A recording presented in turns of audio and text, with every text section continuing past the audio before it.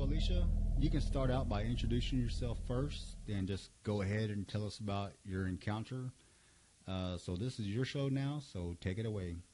Okay, my name's Alicia, and this actually happened in the Ouachita Mountains in the Heater-Hodgen area of Oklahoma. Um, my nephew and my son were out setting up a deer stand late fall, early winter. They'd gone out to set up a deer stand and put out corn and wander around in the woods like they did often out there.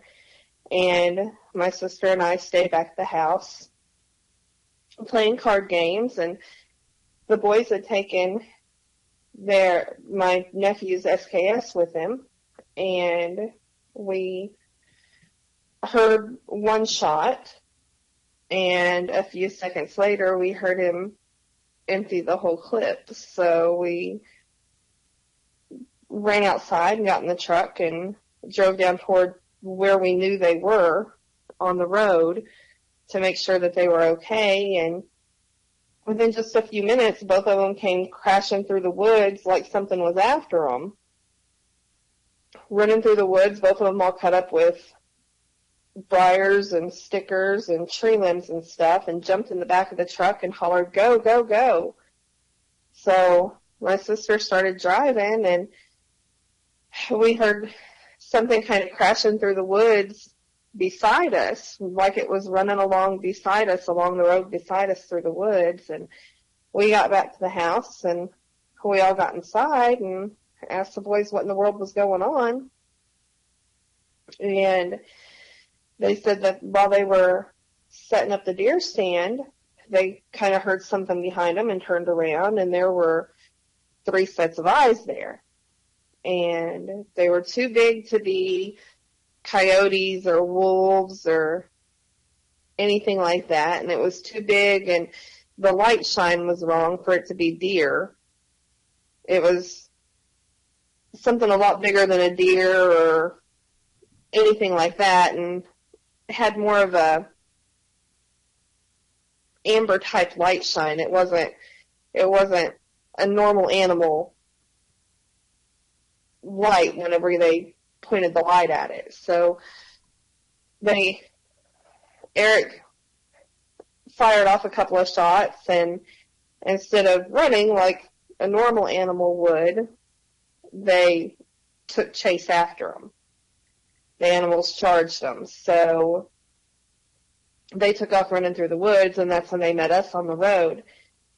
So we all put on long pants because the boys were in shorts like some crazy kids, and went back out in the woods with guns and walked around out there for a little bit, back to the spot where they had the deer stand set up, and we could hear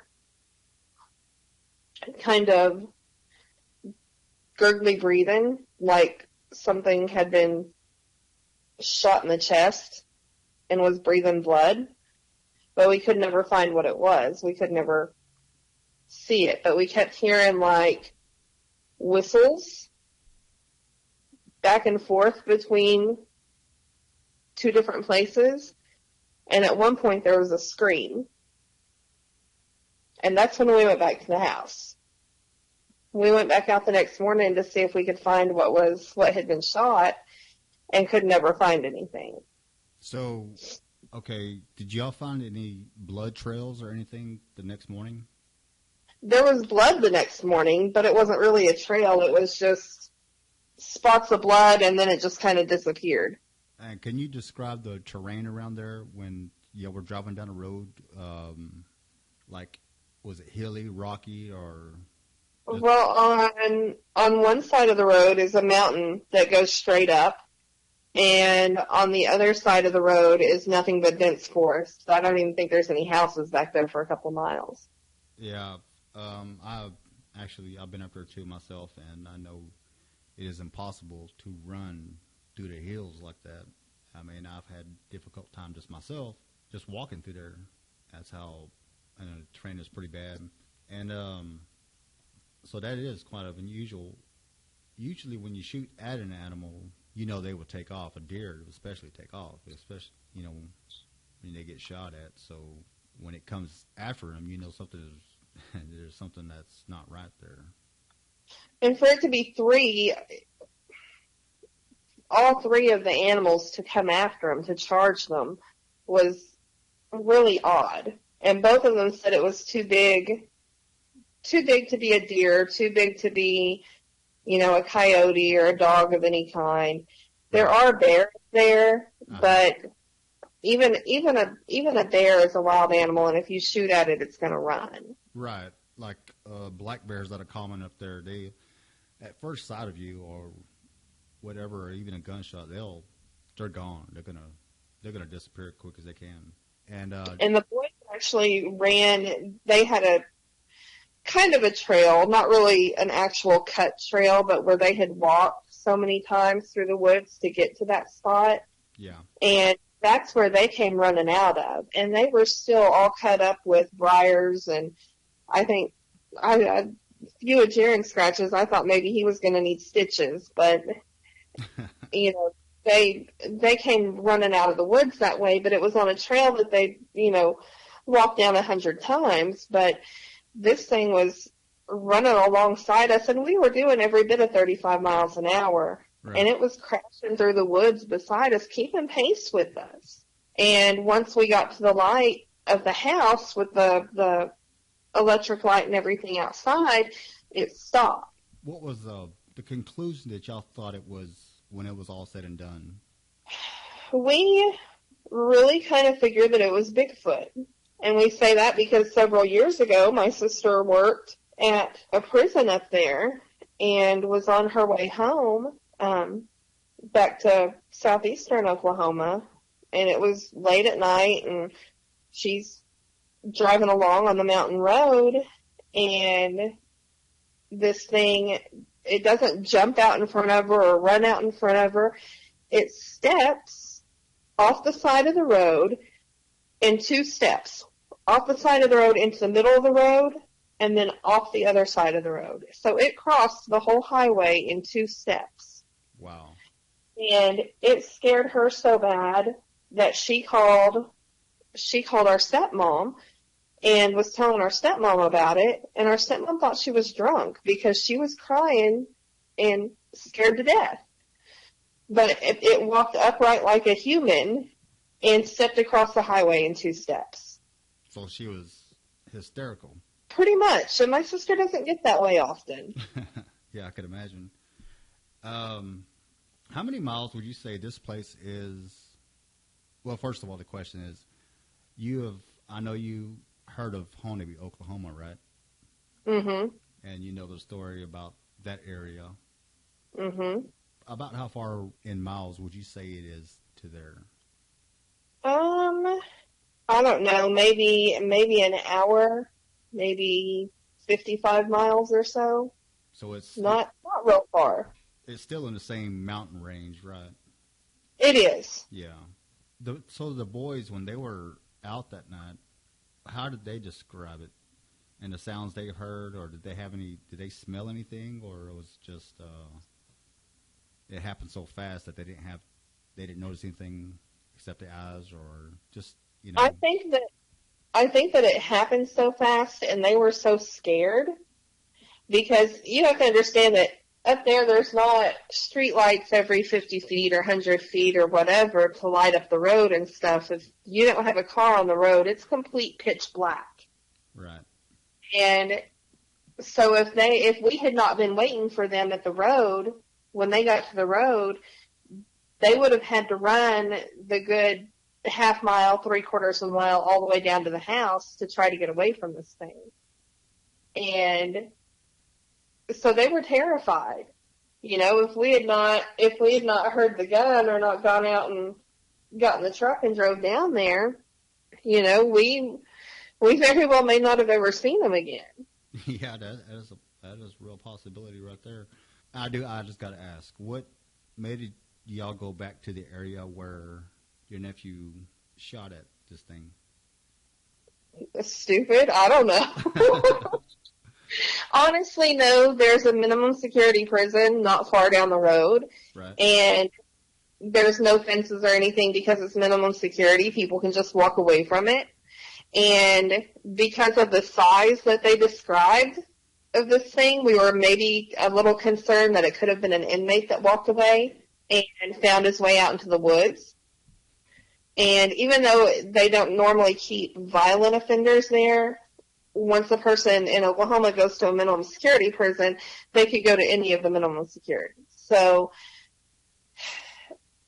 we didn't know if maybe he had shot at an escaped inmate. Right. I see your logic on that. Yeah. Something like that. And we were concerned that maybe if he had and he'd hit them, that it might be a person laying out there. And I think that was our concern. And then, the longer we sat out there and the longer we, thought about it, we were like, no, that wasn't a person running along beside us at 35 miles an hour. Tell me a little more about the noises you heard, the whistling and the screams. Well, at first we just kind of thought because there was cars up and down the road, it was, a weekend, and so there's teenagers out and stuff. And so at first we kind of thought it was just teenagers out on the road messing around, but then we realized there weren't any cars passing by when that stuff was going on, but there was whistles, and it was not like a wolf whistle. It was more like a hey, I'm over here whistle. Like a signal. And right. And we would hear that on one side of us, and then we would hear it come from back behind us. And so we know that it had to be two different things whistling, or people, or whatever, because they were on complete opposite sides of us and a pretty good distance away from each other, and we never heard anything walking through the woods. And then we were all sitting there, all four of us were sitting there, being as quiet as we could be, listening to try to hear where the breathing was coming from, the gurgling breathing was coming from, and, if there were any other noises around us. And we heard this scream. And I've heard a panther scream before, and it didn't sound like that necessarily. It was more of I don't know how to explain it, more of a growly scream. Like when a cat screams, it sounds more like a woman's scream. But this sounded more like a growly scream. Like it wasn't real high pitched, or I don't really know how to explain it. I think I know what you're talking about. The things I've heard out in the woods, I know the sounds of a lot of animals, but there's a couple of times I heard things that it does not sound like anything else. So I know how you're able to distinct that sound from other animals. It just doesn't sound right. Okay, so the boys, they come back. Yeah, I went back up there. And is that all that happened the rest of that night? And everything was back to normal? Well, the boys wouldn't go back outside. And that was pretty abnormal, because those boys pretty much, when we were there, the boys kind of lived in the woods. They stayed out, walking around looking for armadillo, and, they just pretty well stayed away from the house, out in the woods. Oh, just being boys, in other words. Yeah, we didn't have really internet access up there. There was no phone service, and so when we went up there, it was kind of a vacation from everything. And so instead of staying inside and playing video games all day, they would get up in the morning and eat breakfast and get dressed and head out into the woods. In that part of the country, or that part of Oklahoma, it is the country, so nobody's going to be out in anybody's yard messing with people, trying to scare them, because everybody is armed. I know that, People get shot. Yeah, people get shot that way. And that kind of stuff just doesn't really happen. I mean, there's always a few, there's always a few idiots out there that want to try to mess with people or whatever. But I mean, for the most part, there's not anybody definitely not anybody that would run up on them in the woods like that, because with all the bear and everything around there, nobody's going to go out in the woods without a gun. Right. Yeah, that just wouldn't make no sense. I imagine you I thought mean, the gurgling sound could have been like somebody got shot or something, like a human being from the prison, you know. right, and that really is kind of what we thought at first and what we were concerned about. Of course, once we started hearing the whistling and the scream, that kind of changed our minds a little bit, but I bet that was an exciting night. it was eventful.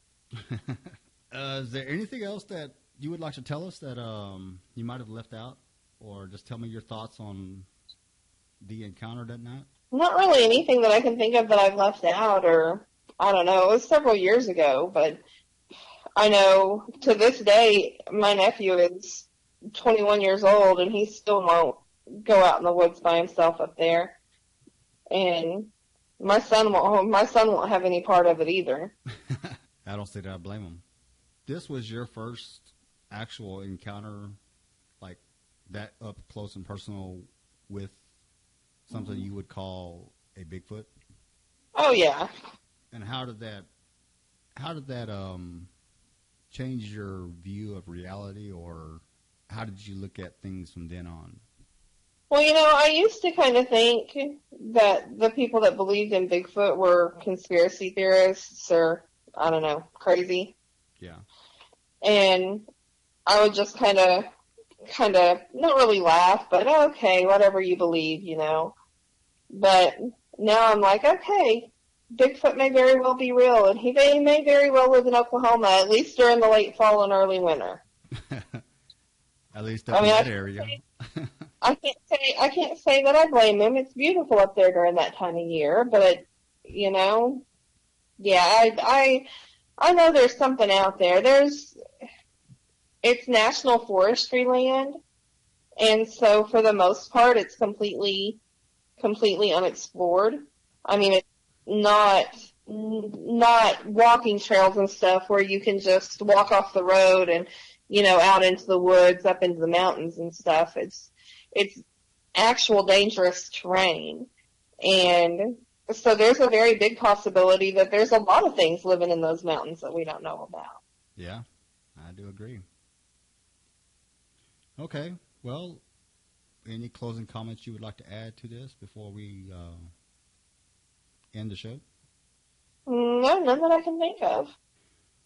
Well, Alicia, thank you for being on the show tonight and for being my very first guest. I am your host, James. So remember, keep your head on a swivel.